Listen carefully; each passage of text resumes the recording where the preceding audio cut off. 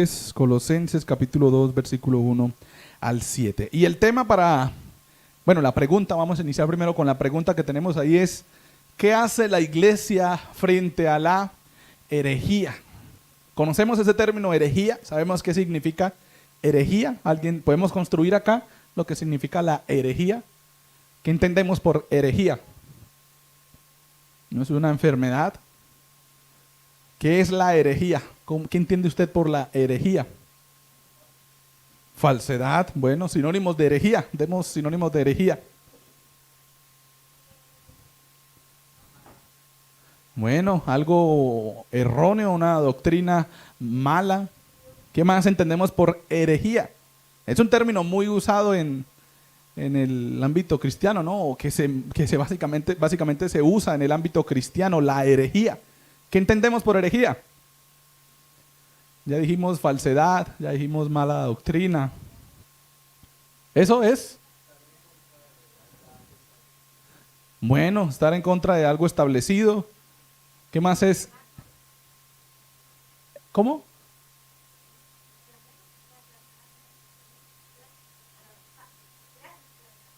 Blasfemar. Ah, bueno, blasfemar también podría usarse como herejía. ¿Cuándo nosotros decimos eso es una herejía? ¿Cuándo usted usa el término eso es una herejía? Ah, bien, cuando algo está hablando o hay una idea que está dando un conocimiento contrario, ¿a qué? A la palabra de Dios. Hay una cuestión en las iglesias, en las congregaciones, y es que se ha cambiado o se ha usado el término herejía para cuando algo se está diciendo y va en contra a las creencias del lugar en donde se reúne o a las tradiciones del lugar en donde se reúne, y eso no es herejía, porque es solamente lo que va en contra a la palabra de Dios. Porque puede ser que esas creencias o esas tradiciones de ese lugar en donde se reúnen no estén acorde a la palabra de Dios. Y quizá la palabra de Dios venga a hacer frente a esa creencia y no podemos catalogar la palabra de Dios como herejía. ¿Me hago entender? Vuelvo y explico. La herejía no es lo que va en contra de las tradiciones o de las creencias de un lugar como tal. La herejía es lo que va en contra de lo que dice la palabra de Dios. Eso es la herejía. Porque si decimos que es cualquier cosa que va en contra de lo que yo creo o de lo que en la iglesia dicen o de la congregación en donde me reúno, entonces si quizá es palabra de Dios lo que está viniendo a hacer esa contradicción a las creencias que yo tengo en donde estoy, no puedo catalogar la palabra de Dios de herejía. Sería un grave error. Sería una herejía. Sería una herejía decir que como es la palabra, o bueno, como es algo que está en contra de lo que yo toda la vida he aprendido de la iglesia y de las tradiciones, y está contradiciendo lo que a mí me enseñaron en donde me reuní, entonces eso es herejía.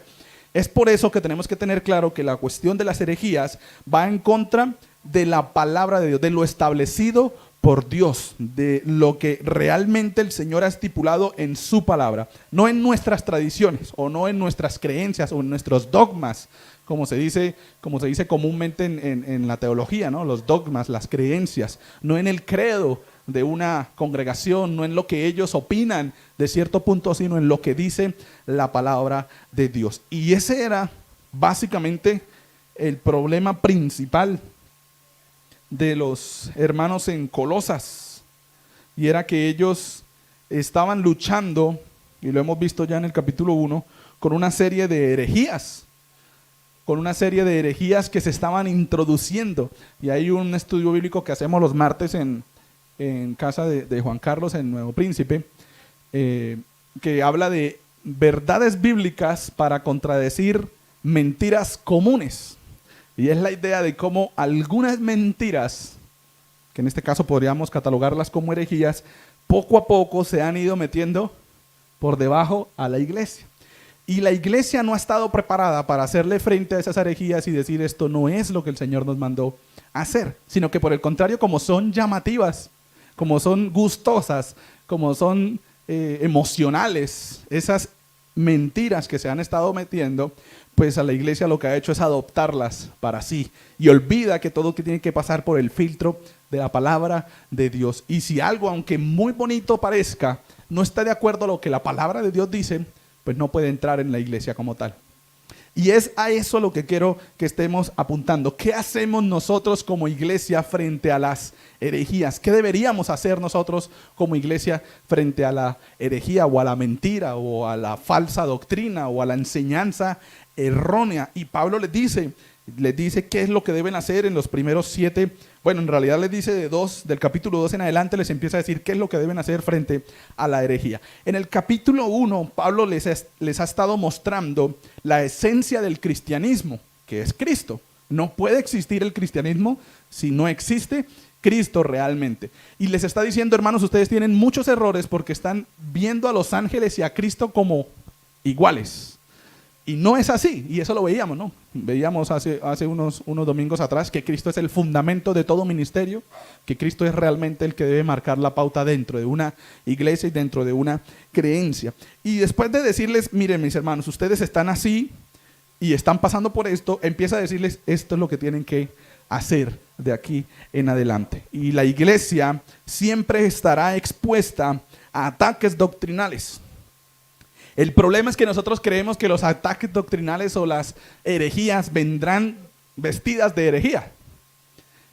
Y es un error que como iglesia estamos teniendo, porque creemos que la herejía va a venir lo más feo posible, ¿no? Que la herejía va a venir lo más sucio posible, que la herejía va de pronto a venir o va a ser fácil identificarla como herejía. Y no, el trabajo del maligno es engañar. El trabajo del maligno es ser astuto. Y eso significa disfrazar la herejía de algo agradable, de algo bonito. ¿Qué le dijo el maligno a través de la serpiente en Génesis? Le mostró la fruta, que algunos la idealizaron con una manzana, pero no dice que sea una manzana. Era una fruta, pudo haber sido un mango, pudo haber sido una guanábana, no sé, la fruta que de pronto era una uva, sí. Se usa la manzana porque es la más común y además es la más atractiva, ¿no? Ante los ojos el color rojo siempre es más llamativo. Pero usó la fruta para mostrarla a la humanidad como algo bonito. Y lo que Satanás o la serpiente hizo fue presentar una herejía. Iba en contra de lo que Dios había dicho. Iba en contra de la palabra de Dios. Dios no le dijo que no podía comer de todo árbol. Y eso fue lo que la serpiente dijo. Con que Dios les dijo que no podían comer de todo árbol. Dios les dijo, de todo árbol del huerto podéis comer, menos de este. Este es el único que no pueden comer. Y la serpiente lo que hizo fue presentar bonito y decirle, no, es que no van a morir. Lo que van a hacer es como Dios. Lo que van a hacer abiertos sus ojos. Y esa es la herejía. Así trabaja Satanás. Y nosotros debemos estar preparados para identificar cuál disfraz está llevando la herejía y ponerle frente a la herejía y decir, esto no puede entrar porque somos la iglesia de Dios. Somos la iglesia, el cuerpo de Cristo, guiados por la palabra de Dios, no por lo que nosotros creemos o por lo que enseña tal persona o por las profecías de tal persona, que esas son algunas de las líneas de pronto de la iglesia o de las congregaciones carismáticas, ¿no? De tal persona soñó o tuvo visión de esto o tuvo aquello y sintió aquello y por eso vengo a compartirles a ustedes lo que tal persona vivió o lo que yo sentí o vi en un sueño. ¿Y dónde queda la palabra de Dios? Todo debe pasar por la palabra de Dios. Pero mis hermanos, la herejía no llegará vestida de herejía. La herejía llegará vestida de algo bonito, de algo agradable, de algo que quizá nos guste, de algo que quizá sea atractivo o que quizá sea actual o moderno. O que también sea visto como algo no tan peligroso. Bueno, no pasa nada si se hace esto. No pasa nada si se lleva a realizar, si se llega a decir esto. Al fin y al cabo, pues tampoco es que sea tan grave. Y es lo que yo muchas veces les he dicho, mis hermanos, Dios no maneja colores grises. Dios maneja o el negro o el blanco. Pero no hay un gris para el Señor. O frío o caliente. Pero el tibio lo vomitaré, dice. Lo vomitaré. Y ahí está haciendo la ilustración que ya vimos en alguna época acerca de las aguas. El Señor nos llama a estar siempre atentos y a hacer algunas actividades. A través de Pablo nos dice qué actividades hizo Pablo, qué actividades o qué cosas hizo Pablo para animar a la iglesia a hacer frente a las herejías, que como ya dijimos a manera de introducción, no vienen vestidas de herejías. Usted no va a identificar una herejía fácilmente. porque si no sería muy fácil contradecirla, ¿no? Si presenta como herejía y dice que esto es una herejía, pero vengo a presentarla a la iglesia, no tiene sentido. Lo que va a llegar es, mire, es que esto es lo que están haciendo en otras iglesias, ¿por qué no lo hacemos? Mire, es que esta actividad que hacen o no sé, o estas cosas que implementan en la alabanza, ¿por qué no lo hacemos? O ¿por qué no hablamos de esto, de la prosperidad? Que los hermanos quieren es tener mensajes de prosperidad económica. O ¿por qué no dejamos a un lado de pronto tanto tiempo de enseñanza y mejor le metemos 2 horas de alabanza y 15 minuticos de reflexión bíblica? Así vendrá disfrazada de pronto ese tipo de cosas que poco a poco, que son mentiras, pero que poco a poco la iglesia ha estado viendo como comunes y las ha puesto como verdades. La única verdad es Cristo. Yo soy el camino y la verdad y la vida. No hay más. Él es el único que a nosotros nos guía y nos da la oportunidad de ser sus hijos. En primer lugar, de la iglesia frente a la herejía, es que debemos tener una gran preocupación. Y Pablo la tuvo. Y vamos a leer los primeros 3 versículos. Vamos a leerlos todos a una sola voz. Ahí en Colosenses. Colosenses 2, 1 al 3. ¿Estamos? A la voz de 3 leemos juntos estos 3 versículos. 2, 3. Porque quiero que sepáis cuán gran lucha sostengo por vosotros y por los que están en la Odisea y por todos los que nunca han visto mi rostro, para que sean consolados sus corazones, unidos en amor, hasta alcanzar todas las riquezas del pleno entendimiento, a fin de conocer el misterio de Dios el Padre y de Cristo, en quien están escondidos todos los tesoros de la sabiduría y del conocimiento. La iglesia debe estar preocupada, debe estar atenta, debe estar dispuesta para poner frente a la herejía. Y dice Pablo, y usan término, dice el versículo 1, porque quiero que sepáis cuán gran lucha. Y el término lucha acá significa preocupación, significa sentirse preocupado por algo, estar, como de pronto en la actualidad se ha visto, estar ansioso, ¿no? El término que más se usa de pronto en la psicología ahora es la ansiedad, el estrés, y ya se han visto como enfermedades psicosomáticas o de alguna manera como las llaman, pero ya se están colocando como enfermedades. Y ese estrés, esa ansiedad, esa preocupación es la palabra que usa Pablo acá para decir que tiene una lucha o que tiene una preocupación, pero ¿por qué? Esa lucha o esa preocupación Pablo la colocaba a través de la oración en manos del Señor. Dice, sostengo por vosotros. ¿Quiénes son vosotros? Los de Colosas, los de la iglesia en Colosas, o sea, los colosenses, y por los que están en la Odisea. En primer lugar, la iglesia debe preocuparse a través de la oración por la iglesia local. ¿Ora usted por la iglesia local? ¿Ora usted por nosotros, por los que estamos acá? ¿Ora usted o recuerda a los hermanos de pronto que han manifestado sus peticiones y sus necesidades entre semana, en los servicios que hacemos entre semana? ¿Aparta usted un momento para interceder a favor del hermano de la iglesia en la cual se congrega? ¿Aparta usted un momento para orar por el pastor? ¿Aparta usted un momento por orar por los líderes? ¿Aparta usted un momento por orar por los niños que están allá aprendiendo de la palabra de Dios?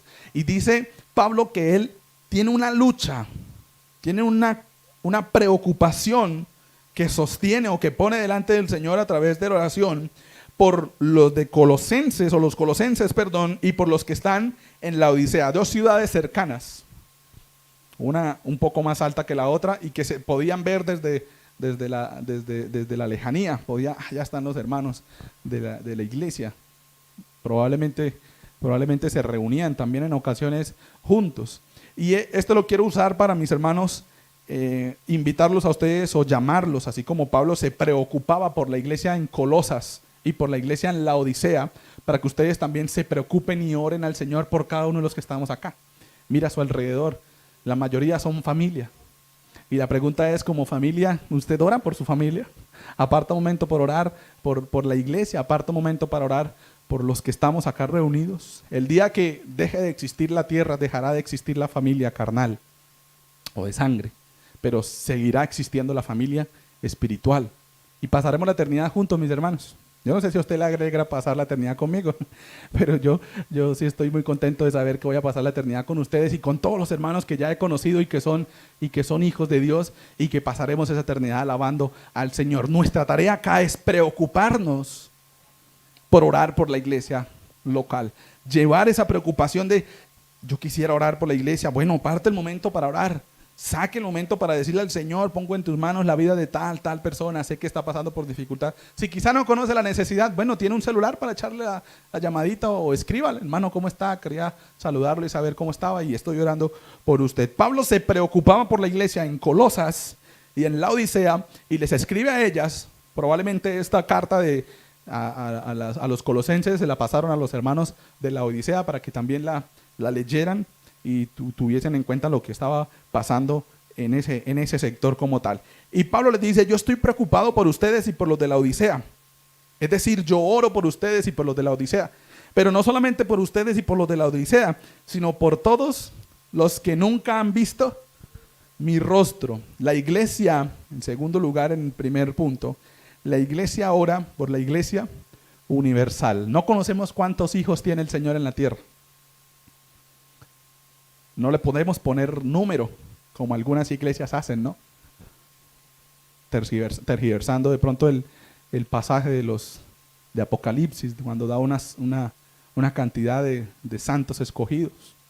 No podemos colocarle número, porque la sangre del Señor no está limitada a los números. La redención de Dios no está limitada a los números.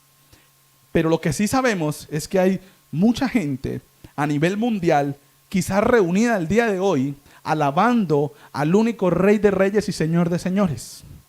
Y nosotros también estamos participando de eso. Y es por eso que nosotros también nos preocupamos por las necesidades de los hermanos en China, por las necesidades de los hermanos en Turquía. Hace poco, con lo que pasó en Turquía, ¿oró usted por los hermanos en Turquía? Por las necesidades de los hermanos en esos países musulmanes, en los cuales se les persigue, incluso se les asesina por decir que Cristo es Dios. ¿Ora usted por la iglesia en esos lugares? Por los hermanos que están dentro del mismo pueblo de Israel, porque allá también habrá alguno que cree en el Señor Jesucristo como su Salvador y es nuestro hermano. Por los hermanos que quizá están en algún lugar en Colombia, en alguna congregación que no adora al Señor, pero que ellos sí quieren buscar a Dios. Y quizá están tratando de buscar a Dios como su Salvador y lo han encontrado, pero están en el lugar equivocado. ¿Ora usted por esos hermanos que están allá? Por los hermanos que quizá en algún lugar del mundo están secuestrados. Por los hermanos que quizá en algún lugar del mundo están siendo perseguidos por ser hijos de Dios, por ser su hermano. Están siendo perseguidos por ser nuestros hermanos. Si su hermano en la sangre fuese perseguido, ¿usted se sentiría mal? ¿Se sentiría triste? ¿Buscaría la manera de orar por mi hermano? ¿Es que lo están persiguiendo? Yo creo que sí, ¿no? Todos estaríamos como mal, porque nuestro hermano en la sangre se está mal. Porque nuestro hermano en la sangre se encuentra mal. Y de la misma manera nosotros, como cuerpo de Cristo y como hijos de Dios, como hermanos de tantas personas que hay en el mundo que profesan el nombre del Señor como su Salvador, nosotros oramos por ellos, para que ellos también puedan presentar defensa ante la herejía y se mantengan firmes en lo que el Señor ha estipulado en su palabra. Por todos los de la Odisea y los de Colosas, pero también por los que nunca han visto mi rostro, es decir, por la iglesia local y por la iglesia universal. Pero ¿qué pide Pablo, o qué nos manda a nosotros también Pablo, haciendo la aplicación de estos pasajes, para pedir por los hermanos de la iglesia local y por los hermanos de la iglesia universal? El versículo 2 nos dice: para que sean consolados sus corazones. Lo tenemos en la otra diapositiva, creo. Para que sean consolados sus corazones, unidos en amor, hasta alcanzar todas las riquezas del pleno entendimiento, a fin de conocer el misterio de Dios, el Padre y de Cristo. 3 cosas menciona ahí: para que sean consolados sus corazones. Los hermanos en Turquía que quizá perdieron a algún familiar, que quizá perdieron a algún hermano de la iglesia y que están pasando por necesidades, que se sienten mal, que se sienten tristes. Esos hermanos hay que tenerlos en nuestras oraciones para que el Señor consuele sus corazones. Luego dice, para que sean también o sigan la unidad en amor, para que no haya división en la iglesia, para que no haya separación dentro del cuerpo de Cristo. Y no se trata de dejar de estar en un lugar y ir separado de otro, sino se trata de estar ahí y no compartir a Cristo como la coyuntura, la unidad de nosotros como parte del cuerpo. Y luego dice, hasta alcanzar todas las riquezas del pleno entendimiento, es decir, la sabiduría que proviene de Dios. Que los hermanos también en donde quiera que estén y nosotros que estamos acá podamos tener sabiduría. Eso es lo que deberíamos pedirle al Señor por nuestros hermanos, consuelo. No sabemos qué necesidad tienen los hermanos acá. Hoy nos reunimos y nos vemos todos contentos y nos vemos todos felices porque estamos alabando al Señor y gloria a Dios por eso, porque apartamos este momento para alabar al Señor. Pero realmente yo creo que cuando salimos de acá empezamos a acordarnos de las cosas que nos afectan, de los dolores, de las enfermedades, de las deudas, de las cosas que hay que pagar, de las cosas que hay que comprar y que quizá no hay para hacerlo. Por esas cosas nosotros como hijos de Dios y como hermanos oramos para que el Señor sea consolando nuestros corazones, para que nos mantenga unidos en amor y para que nos dé sabiduría. Eso es lo que pide la iglesia por la iglesia. ¿Y por qué la iglesia pide eso? El versículo 3 dice, en quien están escondidos todos los tesoros de la sabiduría y del conocimiento, el cual es Cristo. Está hablando de Cristo como tal, porque Cristo es la solución a los inconvenientes o persecuciones de la iglesia. Pedimos al Señor, pedimos a Dios que obre en la vida de nuestros hermanos en la iglesia local, que obre en la vida de nuestros hermanos en la iglesia universal y que les dé consuelo, que les dé unidad en amor, que les dé consuelo. Habla de ánimo. Sin ánimo es difícil trabajar, sin ánimo es difícil caminar. Que les dé unidad en amor es impulsar, que les dé esa oportunidad de trabajar juntos. Y es la figura de un avión. ¿Cuántas turbinas tiene un avión comercial? 2, ¿no? 2. Cuando hablamos ya de aviones militares, sí tienen muchas más. Tiene 2 turbinas. Y si una de ellas, y están distribuidas, ¿no? No pueden estar todas a un solo lugar. Es decir, si tiene 2, no pueden estar las 2 al lado izquierdo. ¿Qué pasaría? El avión prácticamente no funcionaría, ¿no? Si lo prendieran empezaría a dar vueltas ahí, ¿no? Empezaría a dar vueltas ahí en el mismo lugar. Pero si quizás las tiene distribuidas de la manera adecuada, pero una de ellas no funciona, ¿qué pasaría? Y están allá en pleno vuelo. Si una de ellas deja de funcionar, pues caería, ¿no? Empezaría a caer ese avión. Bueno, tendrían ahí acciones de emergencia, pero sería muy posible quizá que haya un descenso peligroso o extremo en ese sentido. Y es eso lo que está hablando cuando dice que les dé unidad en amor, que los hermanos en la iglesia trabajen juntos, pero que trabajen con el propósito de llevar ese avión hacia adelante y no empezar a dar vueltas ahí en el mismo lugar. Y quizá no que unos estén trabajando y otros no, y el avión vaya así torcido y vaya de pronto incómodo como tal en ese viaje. Eso es lo que les está diciendo los hermanos en la Odisea y en Colosas. Quizá esas eran las 2 turbinas que Pablo tenía en mente, ¿no? La iglesia en Colosas y la iglesia en la Odisea. Quizá una de ellas no estaba funcionando bien y por eso les dice, hermanos, tengan unidad en amor. Y luego les dice que tengan también sabiduría, y el término aquí sabiduría es discernimiento. Y es la misma acción que hacemos nosotros con el colador cuando hacemos un jugo. Usted pasa el jugo por el colador, ¿con qué propósito? ¿Con que pase completo el jugo todo entero? ¿Por qué pasa usted el jugo por el colador?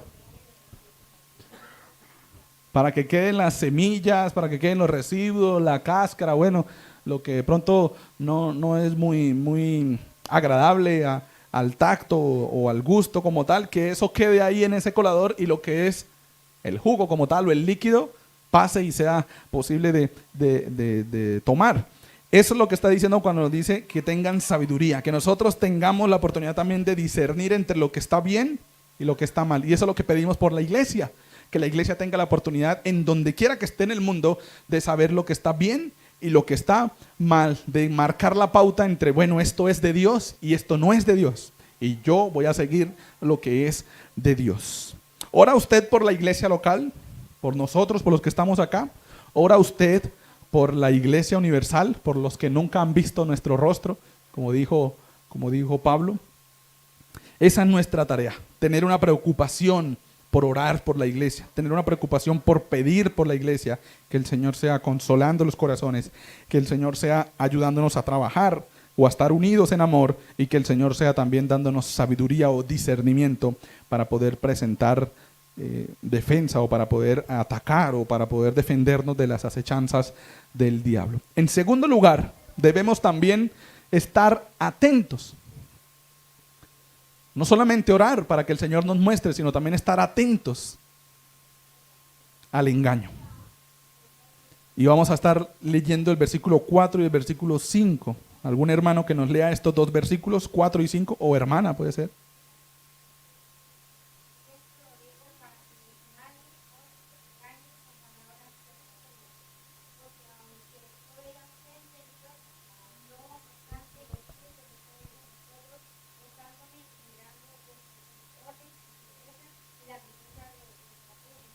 En Cristo. Y esto lo digo para que nadie os engañe con palabras persuasivas. La iglesia debe estar capacitada para evitar el engaño. Hermanos, si a usted se le presenta a alguna persona con alguna herejía, con algo que va en contra de la palabra de Dios, usted estaría capacitado para decirle a la persona: no, mire hermano, o persona o amigo, no creo que le diga hermano porque usted ya sabe que es herejía. Mire, amigo, lo que pasa es que la palabra de Dios dice esto en tal pasaje. Lo que pasa es que la palabra de Dios dice esto en tal lugar. ¿Usted estaría capacitado para hacerlo? ¿Se siente usted capacitado para hacerlo? ¿O qué haría usted si a su casa llega alguien con algo contrario a la palabra de Dios? ¿Qué le dice? ¿Qué le diría a usted? Ahorita no lo puedo atender. Estoy ocupada, estoy ocupado. ¿Huimos de eso? ¿O tenemos la capacidad de presentar defensa?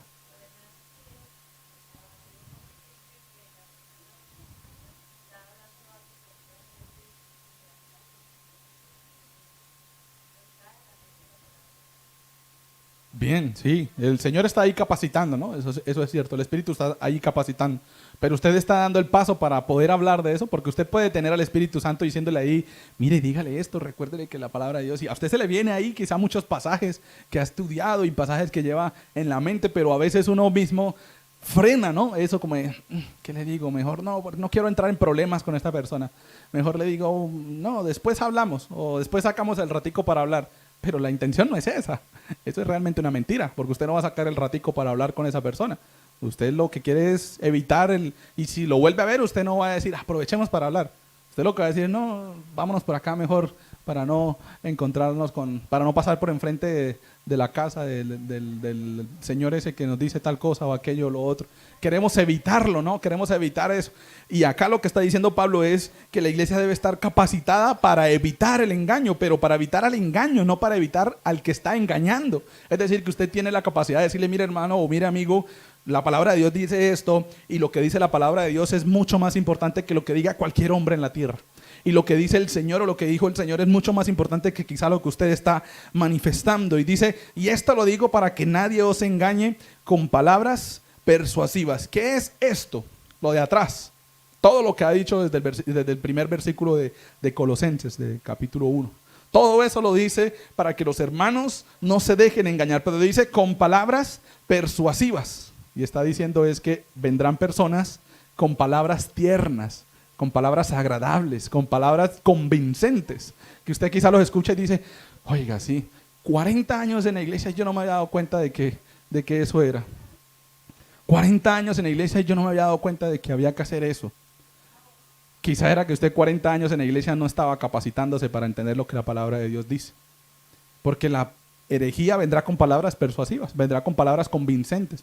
Y quizá no vendrá a la puerta de su casa, pero sí aparecerá de pronto en algún video en internet. Quizá aparecerá de pronto en alguna publicación en su Facebook, en su Instagram, y dirá: tan bonito que suena eso, pero ¿qué dice la palabra de Dios de eso? Oiga, yo no me he dado cuenta de que sí, de que el Señor da las batallas más difíciles a los guerreros más poderosos. ¿Dice la palabra eso? ¿Dice la palabra de Dios eso? No dice eso. Entonces esas cosas son las agradables y a la gente le gusta y son persuasivas, son convincentes, pero como iglesia tenemos que estar capacitados para decir: bueno, ¿qué es lo que dice la palabra de Dios acerca de esto? Y lo primero que debería venir a nuestra mente es: ¿qué dice la Biblia? Y no, de pronto, suena bonito, voy a publicarlo. No, realmente eso está acorde a lo que la Biblia está diciendo. Una iglesia firme en intimidad, porque mira lo que veíamos atrás, era intimidad con Dios, la oración. Una iglesia firme en intimidad con Dios, a través de la oración, está capacitada para evitar ser engañada. Los patriarcas, y lo hemos estado leyendo ahorita en lo que estamos leyendo en los primeros libros de la Biblia, tenían acceso a Dios, pero de una manera diferente, porque ellos tenían momentos específicos para presentarse ante Dios y no podía ser cualquier persona. Solamente el sumo sacerdote podía entrar en el lugar santísimo y estar ahí cierto tiempo hasta que el Señor ya le dijera que se tenía que ir, cuando bajaba a la nube, cuando subía a la nube, bueno, cuando el Señor decía. Hoy la iglesia tiene acceso a Dios en cualquier momento. Y quizá cuando a usted se le presente una herejía frente a usted, lo primero que tiene que hacer es ir al Señor y decirle: Señor, ayúdame para poder presentar defensa de esto. Ayúdame para recordar tu palabra. Úsame para poder dar tu palabra a esta situación o a este momento como tal. Y no decirle o pasar de pronto por alto la situación, y a veces damos aprobación a lo que se está diciendo para no tener más inconvenientes con esa persona. Ah, sí, sí, claro, sí, lo que usted, sí, así es, sí. Y ya como que la aprobamos para que salga rapidito esa situación y creemos que hicimos bien, pero no hicimos bien. Realmente seguimos en las mismas. Esa persona siguió siendo engañada por la herejía y nosotros probablemente para esa persona seguimos siendo convencidos ahora de lo que esa persona está presentando. La iglesia está capacitada o debe estar capacitada para evitar el engaño. El versículo 5 dice: aunque estoy ausente en cuerpo, no obstante en espíritu estoy con vosotros. Y eso nos deja la idea de que la iglesia no depende de un hombre para evitar el engaño. Si no existiera un pastor, un líder en la congregación, la iglesia sigue siendo la iglesia del Señor. Porque la iglesia no depende del líder que está al frente. La iglesia no depende del hombre que está allá al frente. La iglesia depende de Cristo. Es Cristo la cabeza. No es el pastor la cabeza. Es Cristo la cabeza. Y es por eso que nosotros debemos buscar a Cristo. Porque cuando no haya, de pronto esta semana que yo voy a estar en Ocaña y que de pronto los líderes estarán ocupados en su trabajo y estaremos de pronto distantes en cuerpo, usted dirá: no, esta semana que no se me vaya a aparecer ninguno de esos que traen las herejías a la casa, o que no se me vaya a aparecer ninguna herejía, porque me da pena llamar a los líderes para preguntarles si eso es lo que dice la Biblia. No, hermano, usted tiene la capacidad como iglesia de hablarle al Señor y decirle: Señor, ayúdame a presentar defensa ante este engaño, ayúdame a evitar el engaño. Pablo no estaba con la iglesia en Colosas, pero eso no era excusa para la iglesia en Colosas para no presentar o para no evitar ser engañada, porque la iglesia puede decir: no, pues como Pablo nunca vino, pues nosotros caímos en el error y echarle la culpa a Pablo. Lo que hizo el hombre, Adán, la esposa que me diste, lo que hizo la mujer, la serpiente que creaste, me engañó, y echarle la culpa al que no estaba. Y eso es lo que a veces hacemos, ¿no? Pero la iglesia no depende de un hombre para evitar ser engañada. Y la iglesia prioriza el buen orden y la firmeza de fe. Y dice el versículo 5 al final: mirando vuestro buen orden y la firmeza de vuestra fe. ¿Qué es lo que debe priorizarse en un momento en el que la herejía se presenta a la iglesia? El buen orden, porque Dios es un Dios de orden. Y la firmeza de nuestra fe. Y recuerden que la fe, ¿de dónde viene? La fe proviene o viene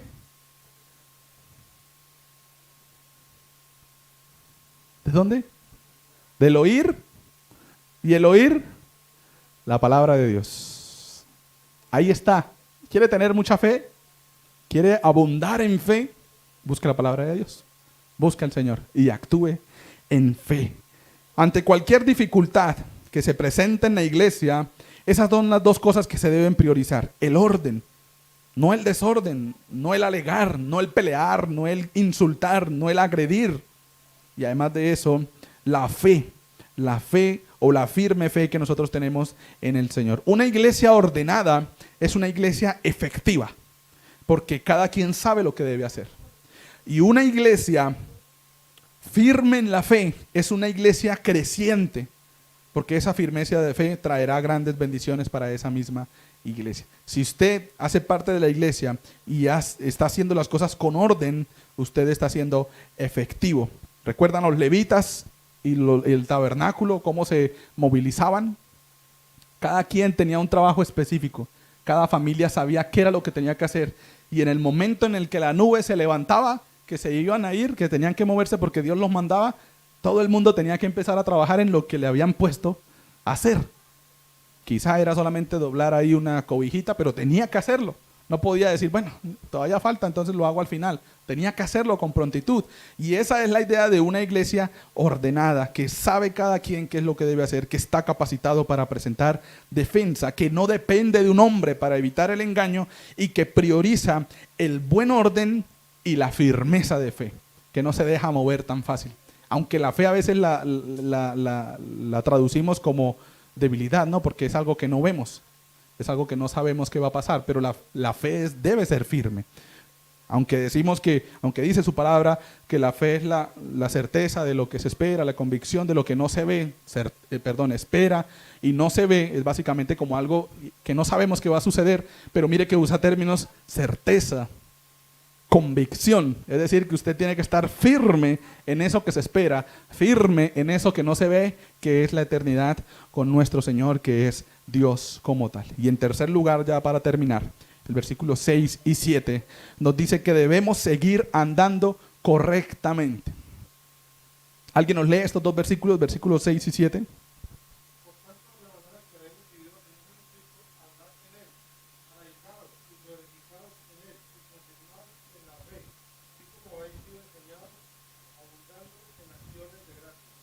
Dice el versículo 6, y usa unas frasecitas ahí que queremos resaltar. La iglesia mantiene su buen caminar, y Pablo dice el versículo 6, por tanto, de la manera que habéis recibido al Señor Jesucristo, andad en Él. La idea de este versículo es que esté al revés, o que lo podamos entender al revés. Nosotros debemos andar en Él de la manera que hemos recibido al Señor Jesucristo. ¿Y qué quiere decir esto? Primero tenemos que resaltar que el verbo andar aparece con una D al final. Y esto quiere decir siempre que será un imperativo. Es una orden. Hay que hacerlo como iglesia. Hay que andar. ¿En quién? En Cristo. Es Cristo el fundamento de la iglesia. ¿Y qué significa andar en Él?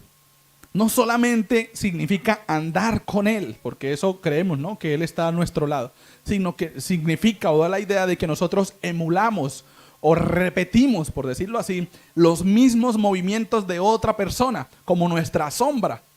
La sombra hace los mismos movimientos que nosotros hacemos. Si usted alza la mano, la sombra también alza la mano, en donde esté reflejada. Si usted alza la mano, la sombra no se queda abajo, ¿no? La sombra hace lo que hace la figura como tal de ese cuerpo. Así también la iglesia mantiene su buen caminar, es decir, camina como lo hizo Cristo.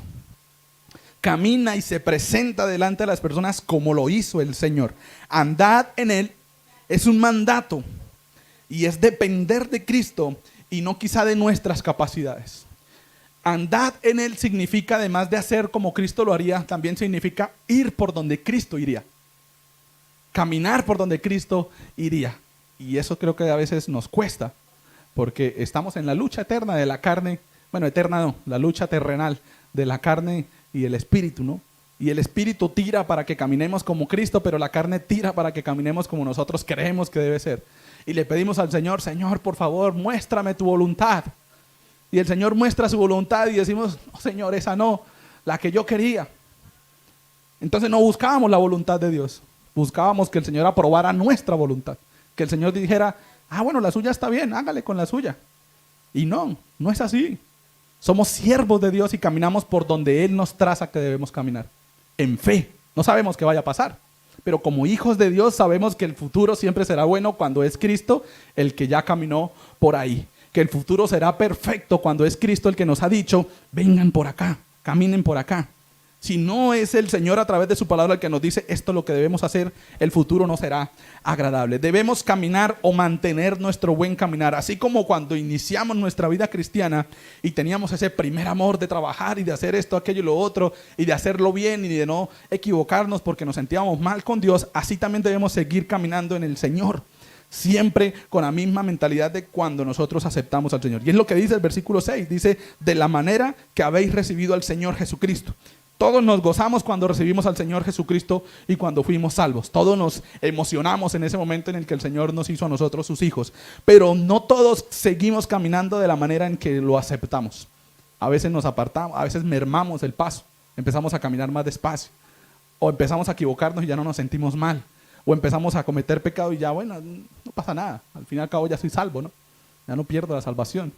Y eso no es caminar como nosotros recibimos al Señor. Eso no es caminar en Él. Eso no es obedecer el mandato de andar en Él. Y el versículo 7 nos dice que la iglesia sabe cómo es caminar con Cristo.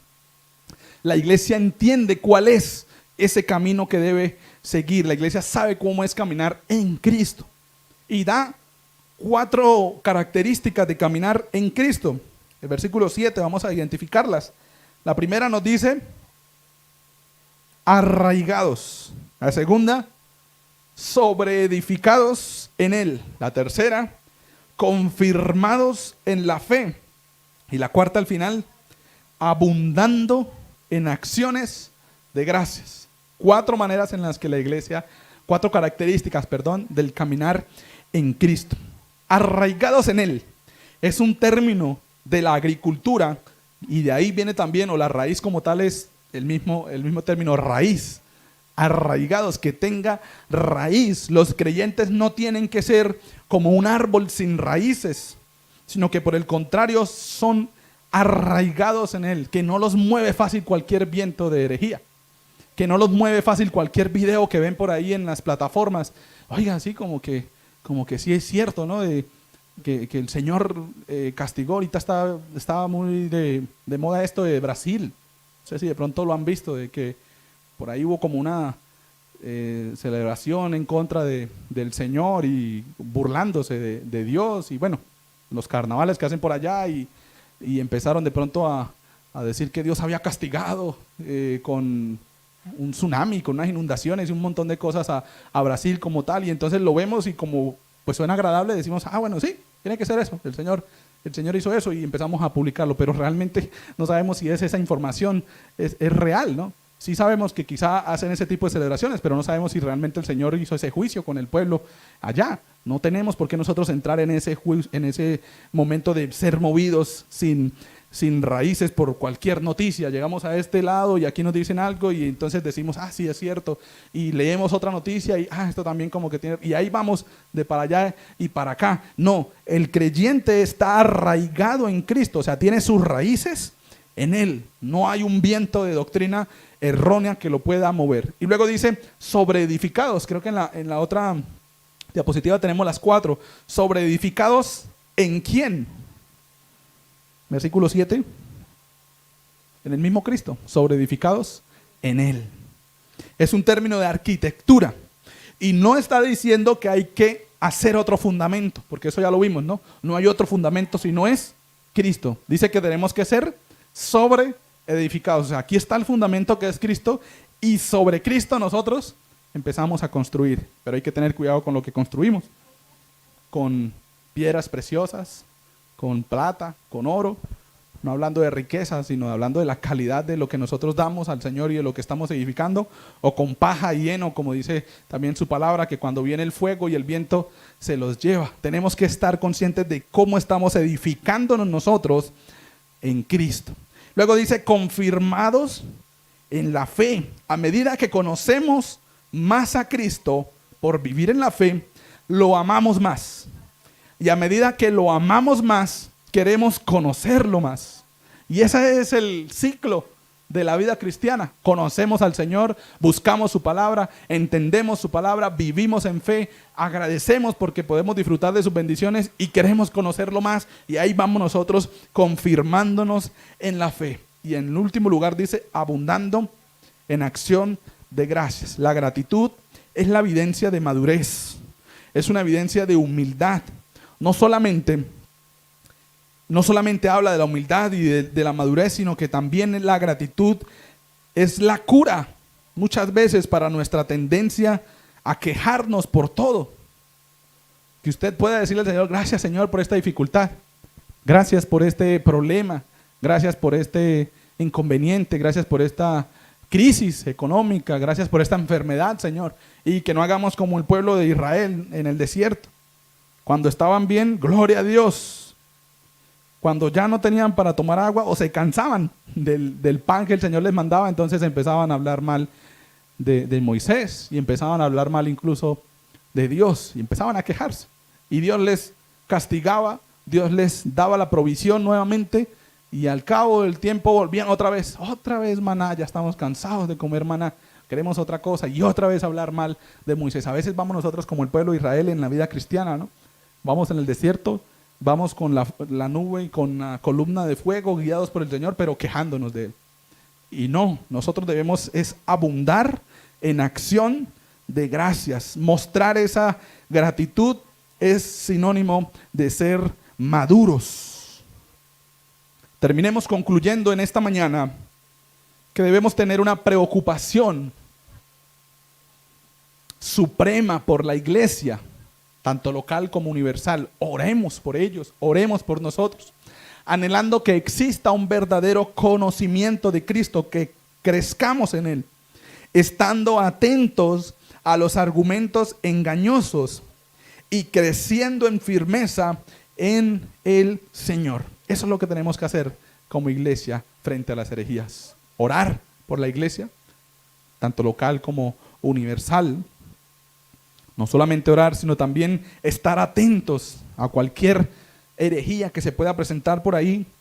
Y además de eso, caminar correctamente, andar, continuar con nuestro andar en el Señor. Vamos a orar y vamos a pedir al Señor para que nos ayude a presentarnos delante de Él y delante de la herejía como se debe hacer, y no de pronto a evitar y pasar por un ladito. Bueno, si no me ven, mejor. No, que usted esté capacitado para decir: mire, eso que usted está diciendo está en contra de lo que la palabra de Dios dice. Eso que usted está proclamando está en contra de lo que la palabra de Dios dice. Y que usted pueda también tener esa evaluación interna de qué está bien y qué está mal. Y que usted pueda decir: el Señor no está de acuerdo con eso. Y como decía Laura, el Espíritu a nosotros nos irá moviendo para decirnos qué está bien y qué está mal. Pero cuando nos mueve el Espíritu dentro de nosotros, tenemos que estar dispuestos a proclamar lo que el Espíritu quiere decir a las personas que quizá están en el error. Con amor, con mansedumbre, pero hay que hacerlo.